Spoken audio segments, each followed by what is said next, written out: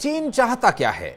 ये सवाल इसलिए क्योंकि एक तरफ वो भारत के पक्ष में बयान दे रहा है तो दूसरे एंड पर पाकिस्तान को भी साथ लेकर चल रहा है और उसकी तारीफ उस मुद्दे पर हो रही है जिस पर लगातार भारत पाकिस्तान को घेरता रहा। नमस्कार, मैं हूं आशीष त्रिपाठी। रूस के बाद अब चाइना ने भारत के साथ कारोबारी रिश्तों पर बड़ा दांव खेला। दिल्ली में चीनी राजदूत शू फेईहोंग ने गुरुवार को कहा कि हम सभी भारतीय प्रोडक्ट्स का अपने बाजार में स्वागत करते हैं। यानी चीन अब भारतीय प्रोडक्ट्स के लिए अपनी मार्केट के दरवाजे खोलने को तैयार है। लेकिन क्या ये इस आधार पर हो रहा है कि भारत भी उनके प्रोडक्ट्स के लिए अपनी दरवाजे खोल दे? बहरहाल ये भी एक सवाल रहेगा। लेकिन ये बयान ऐसे वक्त में आया है जब अमेरिकी प्रेसिडेंट डोनाल्ड ट्रंप ने भारत पर नए टैरिफ लगा दिए हैं। इससे भारत अमेरिका ट्रेड रिलेशन पर दबाव बढ़ गया है और चीन इसे मौके के तौर पर देख रहा है। भारत में चीनी राजदूत शू फेईहोंग ने यह कहा कि अमेरिका ने भारत पर 50% तक के शुल्क लगाए, हम इसका दृढ़ता से विरोध करते हैं। चुप्पी केवल दबंग को और बढ़ावा देती है। चीन भारत के साथ मजबूती से खड़ा रहेगा। चीनी राजदूत ने कहा कि भारत और चीन के बीच टीम वर्क और सहयोग बेहद जरूरी है। उन्होंने ट्रंप सरकार की टैरिफ नीति पर सीधा निशाना साधते हुए कहा कि टैरिफ और ट्रेड वॉर अंतर्राष्ट्रीय व्यवस्था को बाधित कर रहे हैं, जिस व्यवस्था से अमेरिका ने अतीत में सबसे ज्यादा फायदा उठाया है। विशेषज्ञों के मुताबिक बीजिंग का यह कदम दो मकसद साधता है। पहला, भारत को आर्थिक भरोसा देना और दूसरा, अमेरिका को यह संकेत भेजना कि एशिया में उसके खिलाफ विकल्प मौजूद है। भारत और चीन के बीच सीमा विवाद भले ही जारी हो, लेकिन व्यापार हमेशा दोनों के लिए अहम रहा है। भारत से चीन को लौह अयस्क, दवाइयां और समुद्री उत्पाद बड़ी मात्रा में आते हैं। अब सबकी नजर इस पर है कि क्या सरकार ट्रंप के दबाव के बीच चीनी ऑफर को स्वीकार करने की ओर कदम बढ़ाएगी या नहीं। चीनी राजदूत ने कहा कि भारत चीन संबंध एशिया के लिए फायदेमंद हैं। हम एशिया की आर्थिक वृद्धि के दोहरे इंजन हैं। विशेष प्रतिनिधि स्तर की बातचीत में महत्वपूर्ण सहमति बनी है। चीनी राजदूत ने कहा कि हम मिलकर एक नई राह बनाएंगे। हम भारतीय वस्तुओं का चीनी बाजार में प्रवेश करने का स्वागत करते हैं। उन्होंने ये भी कहा कि चीन एक तरफा व्यापारिक दबावों के खिलाफ भारत के साथ खड़ा है। शू ने यह भी कहा कि भारत और चीन का एक साथ आना न केवल क्षेत्रीय बल्कि वैश्विक विकास के लिए भी जरूरी है। उन्होंने कहा कि इतने बड़े दो देशों के लिए एकता और सहयोग ही साझा विकास का रास्ता है। भारत और चीन की दोस्ती पूरे एशिया के लिए लाभकारी है। हम दोनों एशिया के आर्थिक विकास के दो इंजन हैं। भारत चीन की एकता पूरी दुनिया के लिए लाभकारी है। हम दोनों की राह जिम्मेदारी की है और कि दुनिया में बराबरी हो, ये संतुलन वाली बहुध्रुवीय व्यवस्था को बढ़ावा देना है, तो इसके लिए प्रयास होना चाहिए। और चीनी राजदूत ने आगे कहा कि भारत और चीन के बीच भरोसे को बढ़ाना जरूरी है। उन्होंने ये भी कहा कि हमें रणनीतिक स्तर पर एक दूसरे पर भरोसा बढ़ाना चाहिए और आपसी संदेह से बचना चाहिए। हम प्रतिद्वंदी नहीं हैं, साझेदार हैं। उन्होंने ये भी कहा कि हम भारत के साथ मिलकर के रणनीतिक विकास को बढ़ावा देना चाहते हैं और सहयोग का दायरा भी बढ़ाना चाहते हैं। हम भारतीय वस्तुओं का चीनी बाजार में स्वागत करते हैं।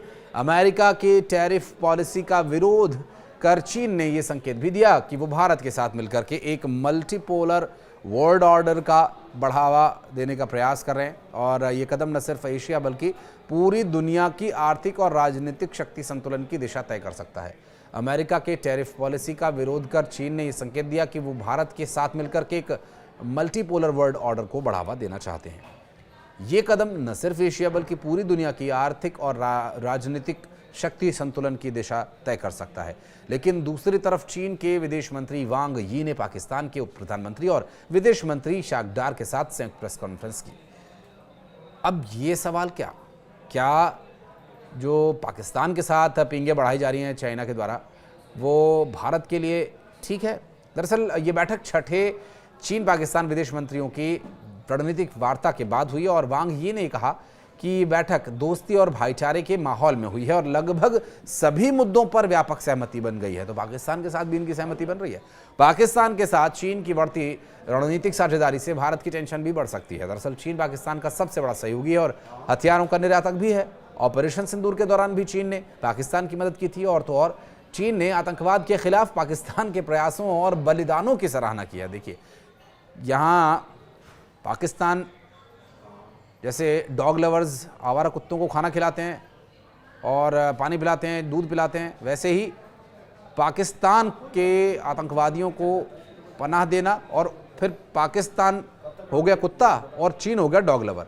तो डॉग लवर की तरह ये भी पाकिस्तान को फीड कराते हैं और फिर पाकिस्तान जो है बाकी देशों को, खास करके भारत को काटता है। और पाकिस्तान ने चीन के नागरिकों, परियोजनाओं और संस्थानों की सुरक्षा सुनिश्चित करने का आश्वासन दिया और दोनों देश आतंकवाद निरोधी सहयोग और छोटी लेकिन प्रभावशाली परियोजनाओं के जरिए सीधे जनता तक लाभ पहुंचाने पर सहमत हुए। शिक्षा, युवा और संस्कृति के क्षेत्र में भी यह सहयोग को बढ़ावा दिया जाएगा। अब सवाल यह है कि क्या भारत के न्यू नॉर्मल से चीन इत्तेफाक रखेगा, और अगर वह नहीं रखता है तो क्या भारत चीन के साथ बेहतर रिश्तों को बेहतर करने की दिशा में आगे बढ़ेगा या नहीं, या पहले चीन को पाकिस्तान को खून और पानी एक साथ नहीं बहने देने की बात पर सहमति भारत के साथ जतानी होगी, उसके बाद चीन के साथ किसी भी तरह का व्यापार आगे संभव हो पाएगा। क्योंकि साफ जाहिर है कि इस हाथ ले उस दे दे, यही व्यापार का है दस्तूर। और इसी तरह से जब भारत चाइना में जाकर के अपने प्रोडक्ट्स बेचेगा तो फिर सीधी सी बात है कि चाइना भी अपने प्रोडक्ट्स भारत में बेचेगा, जो कि बहुत सालों से धड़ल्ले से बिकते आ रहे हैं। हालांकि कुछ दिनों में जिस तरह की चाइना की गतिविधियां रही हैं, उन्हें देखते हुए ज़रूर इन पर रोक लगाने का एक प्रयास किया गया था, लेकिन अब वो रोक भी शायद हट जाए, जो प्रयास चाइना के द्वारा किए जा रहे हैं। लेकिन दोनों काम एक साथ तो नहीं होंगे। और जो एक दोहा आपने तो सुना ही होगा कि एक संग नहीं होए भुआलू, हसब ठठाऊ फुलाऊ गालू। तो ये एक साथ नहीं हो सकता है कि आप ज़ोर से ठहाका लगा के हंसे भी और गालों को फुला ले, ये तो संभव है ही नहीं। तो पाकिस्तान के साथ पहले तो आपको भारत जो स्टैंड रखता है उसी स्टैंड पर आपको सहमति जतानी होगी। लेकिन अब जिस तरह से देखिए, रशिया ने भारत के साथ जो डील की या जो तेल के निर्यात का मामला है, रशिया बहुत पुराना दोस्त है भारत का, तो रशिया का लिया गया स्टैंड समझ में आता है, लेकिन चाइना का लिया गया स्टैंड समझ में नहीं आता है।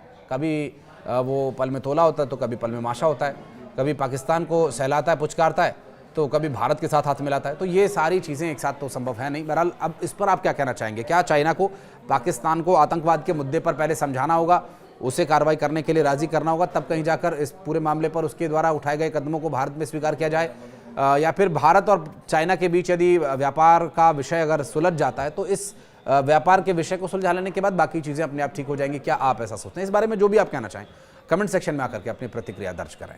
धन्यवाद।